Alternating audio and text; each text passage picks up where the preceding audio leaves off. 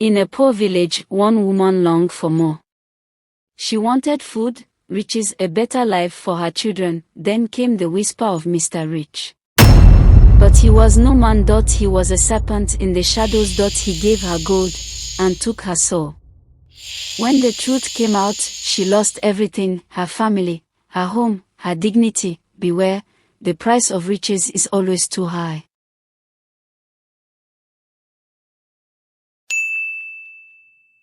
The sun was already hot that morning when Mary set her wooden basket on the side of the road. Inside were yellow mangoes, ripe and sweet, shining as if they carried all her hopes. She wiped the sweat from her forehead with the back of her hand and forced a smile.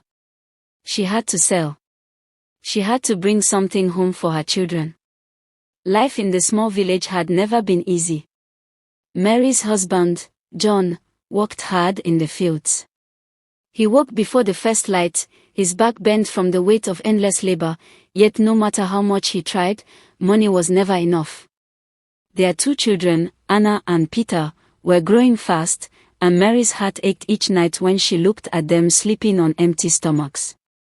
Sometimes, when John came home with his shirt torn and his hands full of blisters, Mary would sit beside him quietly. She wanted to tell him that she was tired, that she dreamed of a better life where their children could laugh without hunger. But the words never came. She carried the silence like a heavy stone in her chest.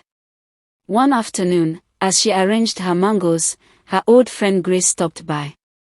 Grace looked different now. Her clothes were clean, her wrists glittered with bangles, and she smelled of sweet perfume. Mary blinked, confused. "Grace, you look so changed," she whispered. Grace leaned close, her voice low. "Mary, I know what you go through. I was like you once. But then I found help. I met Mr. Rich. He makes life better." "Mr. Rich?" Mary asked, her eyes wide with curiosity. "Yes," Grace said with a strange smile. "He gives you more than you could ever dream of. But you must have courage to go to him." That night Mary could not sleep. The words of her friend burned inside her. She thought of John's tired face, of Anna's thin arms, of Peter's hungry eyes. Could she really keep living like this?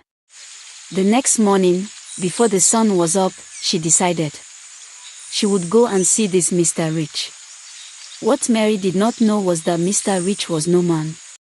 In the deep forest, in a hidden place where the air was heavy and still, lived a huge brown snake. Its scales glimmered like polished wood, and its eyes shone like fire. It was feared by many but worshipped by a few who knew its secret power. When Mary first saw him, she trembled with fear. But the snake's voice came soft and deep inside her mind. "Do not be afraid. I can give you what you want. Riches. Food. A better life. All I ask is that you come back to me." Desperation overpowered her fear. She agreed. From that day on, her life began to change. Her mangoes sold faster than ever before. People from faraway villages came to buy from her. Money filled her basket. New clothes appeared in her small home. Her children ate full meals, and her husband wondered at their sudden fortune. But John was not a fool. He saw the way Mary's eyes sometimes looked distant, the way she disappeared at strange hours. One evening, he asked, "Mary, where does this money come from?" She looked away, her hands shaking. I sold a lot of mangoes today," she whispered, but the light tasted bitter in her mouth. Suspicion grew in John's heart. One morning, instead of leaving for work, he hid and followed her quietly. Through the bushes, through the narrow paths of the forest, until he reached the hidden place. And there, his heart froze. His wife knelt before the great brown snake, speaking to it as though it were a man. He saw her touch its shining body with trembling hands. He could not move, could not breathe. The truth stabbed him deeper than any knife. John staggered back, his chest heavy with shock and grief. The woman he loved, the mother of his children, had given herself to a creature of darkness for riches. That very evening, John called the villagers together. His voice shook with anger as he pointed at Mary. I have seen it with my own eyes.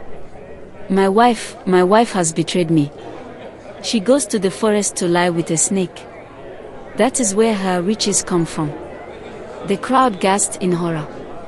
Mothers pulled their children closer. Men exchanged looks of disgust.